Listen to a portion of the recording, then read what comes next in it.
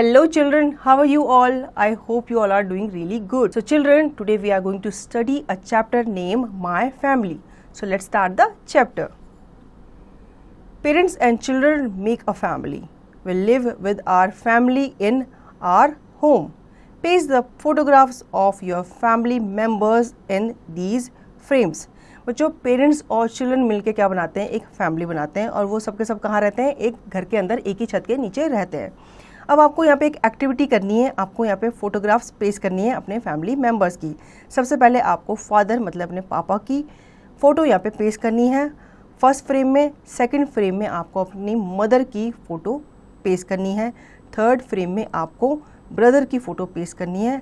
फिर उसके नीचे आप सबसे पहले सिस्टर की फ़ोटो पेस्ट करोगे और फिर अगर आपके साथ दादा दादी भी रहते हैं तो उनकी फ़ोटोज़ भी आप यहाँ पे पेस्ट करोगे। ठीक है, right a sentence about each of them. ठीक है, अब आपको अपने फैमिली मेम्बर्स के बारे में एक एक करके एक सेंटेंस लिखना है सबके बारे में यहाँ पे जो आपको स्पेस दिया गया है। सबसे पहले आप फादर के बारे में लिखोगे, माय फादर। अब आपके फादर क्या करते हैं, ठीक है, उनका नाम क्या है और वो किस ऑफिस में काम करते हैं, यहाँ पे आप लिखोगे।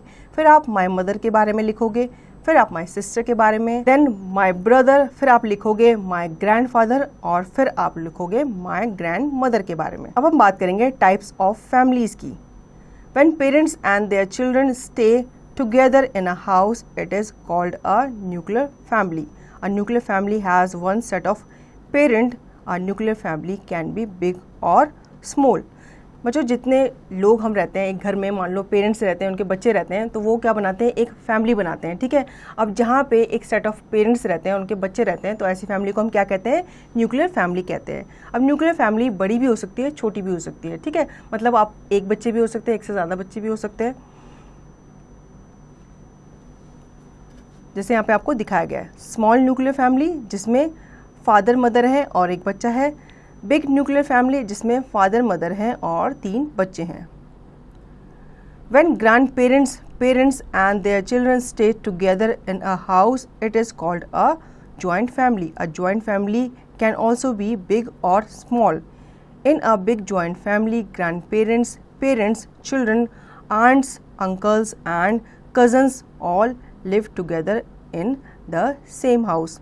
अब हम बात करेंगे ज्वाइंट फैमिली के बारे में। ठीक है, जहाँ पे क्या होते हैं? एक से ज़्यादा सेट ऑफ पेरेंट्स रहते हैं, मतलब आपके पेरेंट्स रहते हैं, उनके भी पेरेंट्स रहते हैं, फिर आपके पेरेंट्स के भाई बहन रहते हैं, मतलब अंकल आंटी रहते हैं, चाचा चाची रहते हैं और उनके बच्चे भी रहते हैं। तो ऐसी फैमिली को हम ज्वाइंट फैमिली कहते हैं।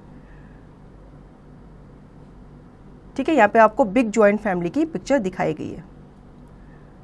Do you know father is the head of a nuclear family. बच्चों, क्या आपको पता है कि फादर को हम हेड ऑफ द फैमिली भी कहते हैं।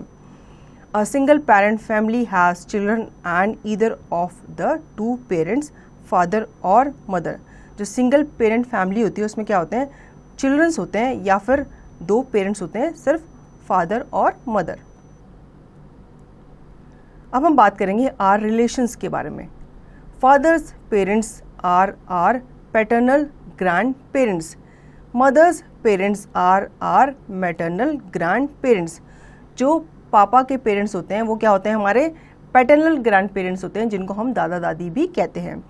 मदर्स के जो पेरेंट्स होते हैं उनको हम मैटरनल ग्रैंड पेरेंट्स कहते हैं, यानी कि हम उनको क्या कहते हैं? नाना नानी कहते हैं। ठीक है, पैटर्नल ग्रैंड पेरेंट्स दादा दादी और मैटरनल ग्रैंड पेरेंट्स नाना नानी। ठीक है, यहाँ पे आपको पिक्चर्स दिखाई गई है। Father's mother's sister is called aunt. जो फादर की सिस्टर होती है और जो मदर की सिस्टर होती है उन्हें हम आंट कहते हैं। और father's mother's brother is called uncle. जो फादर के ब्रदर हैं और जो मम्मी के ब्रदर होते हैं उनको हम अंकल कहते हैं। Children of uncle and aunt are called cousins. जो हमारे अंकल्स के आंटीज़ के बच्चे होते हैं वो हमारे क्या कहलाते हैं? कजन्स कहलाते हैं। ठीक है, रोल्स ऑफ फैमिली मेम्बर्स। अब रोल्स क्या क्या होते हैं फैमिली मेम्बर्स के, उनके बारे में हम आगे बात करेंगे। Every member of a family performs an important role. हर फैमिली मेम्बर का जो फैमिली में रहता है उसका क्या होता है? अपना काम होता है, अपना एक रोल होता है।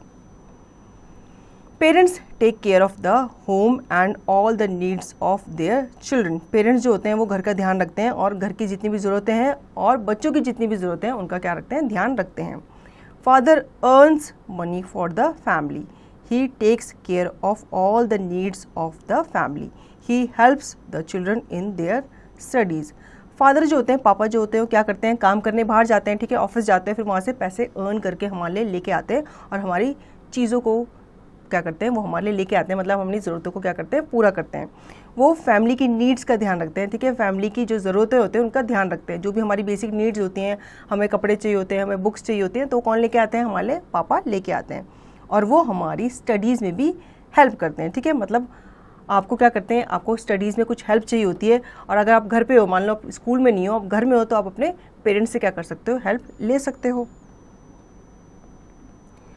Mother takes care of all the needs of each family member, she cooks food, washes clothes and takes care of the entire household. These days mothers also earn money for the family. बच्चों, mother जो होती है, हमारी मम्मा जो होती हैं, क्या करती हैं, वो सारे जो फैमिली मेम्बर्स होती हैं उनका ध्यान रखती हैं, और वो हमारे लिए क्या करती है, खाना बनाती है, हमारे कपड़े धोती है, ठीक है, और पूरे हाउस का वो ध्यान रखती है, मतलब क्या चीज़ की घर में ज़रूरत है, क्या चीज़ बाज़ार से लानी है, सब चीज़ का क्या करती है, ध्यान मदर ही रखती है। और आजकल क्या करती हैं, कुछ मदर जो होती हैं वो भी पापा के साथ साथ, मतलब पापा के ऑफिस में नहीं, दूसरी जगह क्या करती हैं, काम करने के लिए जाती हैं, ताकि वो भी पैसा अर्न करके लाएं और घर की ज़रूरतों को पूरा करें। As a family children also have certain duties to perform. अब फैमिली मेम्बर में आप रह रहे हो, एक फैमिली में रह रहे हो, तो एज ए फैमिली मेम्बर बच्चों की भी क्या होती हैं, कुछ ड्यूटीज़ होती हैं जो उन्हें परफॉर्म करनी चाहिए। They should help the mother in the kitchen, उन्हें अपनी मम्मा की किचन में क्या करनी चाहिए, हेल्प करनी चाहिए। They should help in keeping the house clean, ठीक है, आपको हाउस क्लीन करने में भी अपनी मदर की क्या करनी चाहिए, हेल्प करनी चाहिए। आपको घर में कूड़ा नहीं फैलाना चाहिए, अगर आपसे कूड़ा हो भी रहा है तो आप उसको कहाँ डालोगे, डस्टबिन में डालोगे। मानो आपने एप्पल खाया तो आप एप्पल को ऐसे ही नहीं छोड़ दोगे, आप उसको क्या करोगे, उठा करके डस्टबिन में डालोगे। तो ये भी एक तरह से क्या होती है, हेल्प होती है आपके पेरेंट्स की। They can do small jobs like serving food and water to the family members and guests. अब बच्चे क्या कर सकते हैं, छोटी छोटी जॉब्स कर सकते हैं, छोटे छोटे काम कर सकते हैं, जैसे कि फूड सर्व कर सकते हैं, पानी ला करके दे सकते हैं फैमिली मेम्बर्स को और गेस्ट को भी। They can look after the plants. बच्चे क्या कर सकते हैं, प्लांट्स की देखभाल कर सकते हैं, ठीक है। आप सिंपली क्या कर सकते हो, कोई प्लांट सूख रहा है तो आप क्या कर सकते हो, बॉटल में या किसी जग में पानी ले जा करके आप उस प्लांट में डाल सकते हो। They should take care of their younger brothers sister. अब आपके जो छोटे भाई बहन होते हैं उनकी भी आप क्या कर सकते हो, उनकी भी टेक केयर कर सकते हो, उनका भी आप ध्यान रख सकते हो जब आपकी मम्मी घर पे ना हो या मम्मी कुछ काम कर रही हो। Let me answer, how many members are there in your family. अब बच्चों, ये तो आपको बताना है कि आपकी फैमिली में कौन कौन से मेंबर रहते हैं और कितने मेंबर्स रहते हैं। Parents feel very happy when their children help them. अब पेरेंट्स को बहुत खुशी होती है जब उनके बच्चे उनके साथ क्या करते हैं, काम में उनकी मदद करते हैं। Let's summarise, a family is made up of children and their parents, ठीक है। एक फैमिली जो होती है किससे बनती है, पेरेंट्स से और उनके बच्चों से। There are two kinds of families, nuclear family, joint family, ठीक है। अब हमें ये बताया गया है कि दो तरह की फैमिलीज होती हैं, कौन कौन सी, न्यूक्लियर फैमिली जिसमें कम लोग होते हैं और जॉइंट फैमिली जिसमें बहुत सारे लोग एक साथ रहते हैं। Aside from family we have other relatives who are referred to as relatives, ठीक है। अब हम फैमिली की ना बात करें तो हमारे कुछ रिलेटिव्स भी होते हैं जो दूसरे घरों में रहते हैं, तो वो क्या कहलाते हैं, हमारे रिलेटिव्स कहलाते हैं, ठीक है। Each member of our family has a distinct role and set of responsibilities. अब हर मेंबर की जो एक फैमिली में रहता है उसके एक रोल है और कुछ रिस्पॉन्सिबिलिटीज़ हैं जो उनको क्या करनी पड़ती है, परफॉर्म करनी पड़ती है। तो बच्चों, आई होप आपको फैमिली के ऊपर ये चैप्टर अच्छे से समझ आ गया होगा। अब इसकी दी गई एक्सरसाइज की प्रैक्टिस आपको खुद से करनी है।